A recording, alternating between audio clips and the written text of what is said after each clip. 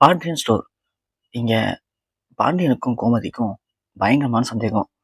இங்க எப்படி கரெக்டா அந்த பொண்ணு வீட்டுக்காரங்க மாப்பிள்ளை எனக்கு வேண்டாம், கல்யாணத்தை நிப்பாட்டுறேன்னு சொன்ன உடனே எப்படி அவனுங்க அந்த பொண்ணு அழைச்சிட்டு அங்க வந்தானுங்க? எனக்கு இதுதான் புரியவே இல்ல அப்படின்னு கோமதி பாண்டியனை பார்த்து கேட்க, உடனே இதே சந்தேகம் எங்களுக்கும் இருக்கு.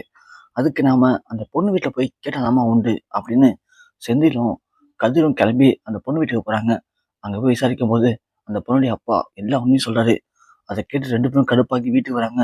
வீட்டுக்கு வந்து இங்க பாண்டியன்ட்டையும் கோமதியும் சொல்லும்போது, பாண்டியன் அப்படியே பயங்கர கோவப்படுறாரு. கோமதி இவனுங்கள விடக்கூடாது அப்படின்னு அவங்களே கொந்தளிச்சுடுறாங்க.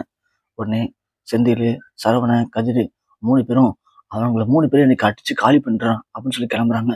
ஆனா பாண்டியன் தடுத்து நிப்பாட்டிறாரு. இல்ல கோமதி, தப்பு பண்ணது நாம தான். அப்படி இருக்கும்போது இன்னைக்கு எது எப்படியோ நாம ரொம்ப நாளா ஆசைப்பட்ட மாதிரி இப்பதான் பழனிக்கு கல்யாணம் ஆயிருக்கு. இந்த நேரத்துல போய் நாமளே அவனுடைய கல்யாணத்தை கெடுத்தோம்னா சரிப்பட்டு வராது. வேணாம் கோமதி, விட்டுரு. அவன் எப்படியோ இன்னைக்கு கல்யாணம் பண்ணியிருக்கான். அந்த கல்யாண வாழ்க்கைய அவன் சந்தோஷமா அனுபவிக்கட்டும் கோமதி. முத நாளே நாமளும் போய் அவங்க அண்ணனுங்க மாதிரி ஏதாவது பிரச்சனை பண்ணி அதை கெடுக்க வேணாம். இடு கோமதி அப்படின்னு இங்க பாண்டியன் சொல்லிடுறாரு. நாம பண்ண தப்பு என்னன்னா, நம்ம பசங்களுக்கெல்லாம் கல்யாணம் பண்றதுக்கு முன்னாடியே இவனுக்கு எப்படியாவது கல்யாணத்தை பண்ணியிருந்துருக்கணும். நாம விட்டுட்டோம். பார்த்துக்கலாம் பார்த்துக்கலான்னு. ஆனா கடைசியில இப்படி வந்து முடிஞ்சது. கோமதி, நம்மளோட எண்ணம் என்ன? அவங்க அண்ணனுங்க மாதிரியா? யாரு பொண்ணு பார்த்தா என்ன? பழனிக்கு நல்லபடியா கல்யாணம் நடந்தா போதும் தானே நாம ஆசைப்பட்டோம். அது நடந்துச்சுல.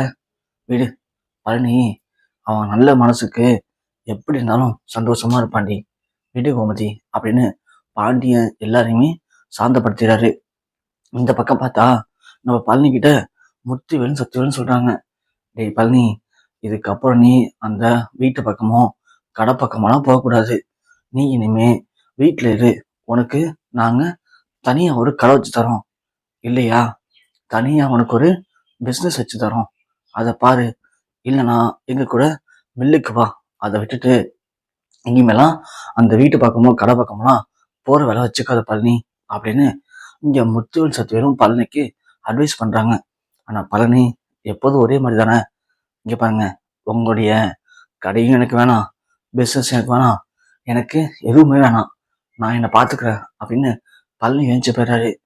இங்க ஆத்தா போயிட்டு மாறிட்டு விசாரிக்கிறாங்க அந்த பொண்ணு எப்படி அப்படின்னு. ஐயோயோ, அந்த பொண்ணா? அந்த பொண்ணு கொல்லை பக்கத்துல இருந்து கத்துனாலே கொரியா வரைக்கும் கேட்கும். தப்புனா உடனே கேட்டுரும். யாரு என்னெல்லாம் பார்க்காதாத்தா, எனக்கு அதை பார்த்தாலே கொஞ்சம் பயம். அதனாலதான் நானே அதுட்டு பேச மாட்டேன் அப்படின்னு மாறி சொல்ல, இங்க அப்பத்தாக்கும் கொஞ்சம் பயம் வருது. உடனே மாறி சொல்றாங்க, அத்தா அப்படிதான் இருக்கணும். அப்பதான் இந்த வீட்டுல இருக்கவங்களுக்குலாம் கொஞ்சம் பயம் இருக்கும் அப்படின்னு சொல்றாங்க. இங்க பன்னெண்டு ரொம்ப சோகமா உட்காந்துட்டு மொட்டை மாடில இருந்து நைட்டு கீழே வராரு. அப்பதான் இங்க முத்துவல் சத்தியலும் வீட்டுக்கு வராங்க. வந்த உடனே, என்னடா பண்ணி எப்படி போச்சு நீ நாளு? நாலுல இருந்து நீ என் கூட மில்லுக்கே வாடா அப்படின்னு சொல்ல, அப்பதான் சோனியா வராங்க. வாங்க மாமா அப்படின்னு கூப்பிடுறாங்க. என்னம்மா, வீடு பிடிச்சிருக்கா? எப்படி இருக்கு வீடு அப்படின்னு கேட்க, வீடுலாம் நல்லா தான் இருக்கு. சரி, இன்னைக்கு என்ன மில்லுக்கு போனீங்களா நீங்களா அப்படின்னு கேட்குறாங்க. ஆமாம்மா, மில்லுக்கு தான் போனோம். ஏம்மா? சரி சரி மாமா, நாலுலேருந்து இவங்க மில்லுக்கு அழைச்சிட்டு போக போறீங்க? ஆமாம்மா, நாலுலேருந்து அழைச்சிட்டு போலான்னு இருக்கோம். சரிங்க மாமா, அழைச்சிட்டு போங்க. ஏன்னா எங்களுக்கும் இந்த மாதிரி வீடு கட்டணும்னு ஆசைலாம் இருக்கு, எனக்கும் நிறைய இருக்கு. அதனால நீங்க நாலுலேருந்து இவரையும் அழைச்சிட்டு போங்க. அப்புறம் நானும் வரேன். நீ வரியா? நீ எங்கம்மா வர? ஓ, நம்ம மில்லு எப்படி இருக்கு சுத்தி பார்க்கணுமா? இல்லை மாமா, இவருக்கு அந்த அளவுக்கு சரியா கணக்கு அவளுக்கு பார்க்க தெரியாது. அதான் நீங்க சொன்னீங்களே, இவரு கடையில பொட்டம் தான் போட்டிருந்தான்னு சொல்லிட்டு, அதனாலதான் சொல்றேன்.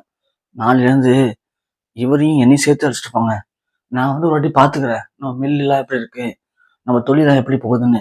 அதுக்கப்புறம் நானே வந்து பாத்துக்கிறேன். அப்பதானே லாபத்துல ஆளுக்கு 10 பேர் பிரிச்சுக்க முடியும் அப்படின்னு சொல்ல, இங்க சத்துருக்கு தூக்கி வாரி போடுது. என்ன சொல்றா இவ அப்படின்னு. என்னம்மா சொல்ற? புரியல எனக்கு.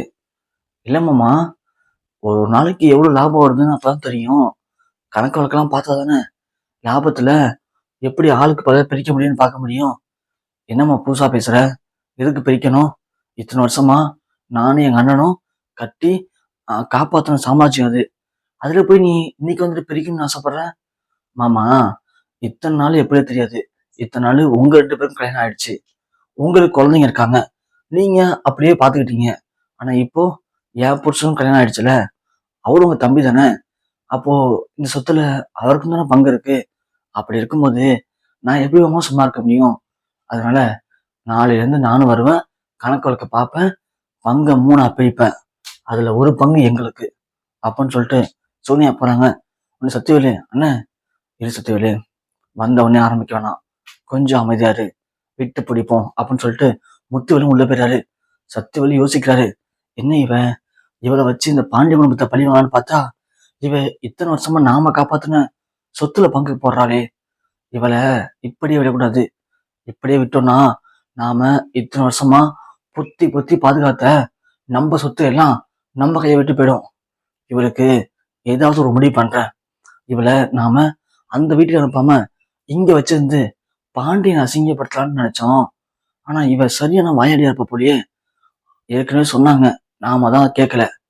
சரி, இவளை இன்னும் கொஞ்சம் நல்லா முறுக்கேத்தி விட்டு பாண்டியன் வீட்டுக்கு அனுப்பிச்சு விட்டா 2 நாள்ல பாண்டிய பசங்களாரையும் அதே வீட்டுல இருந்து ஓட விட்டுருவா போலயே. சரி, இவளை ஏதாவது ஒண்ணு பண்ணி முதல்ல இங்க இருந்து அங்க பேக் பண்ணுவோம்.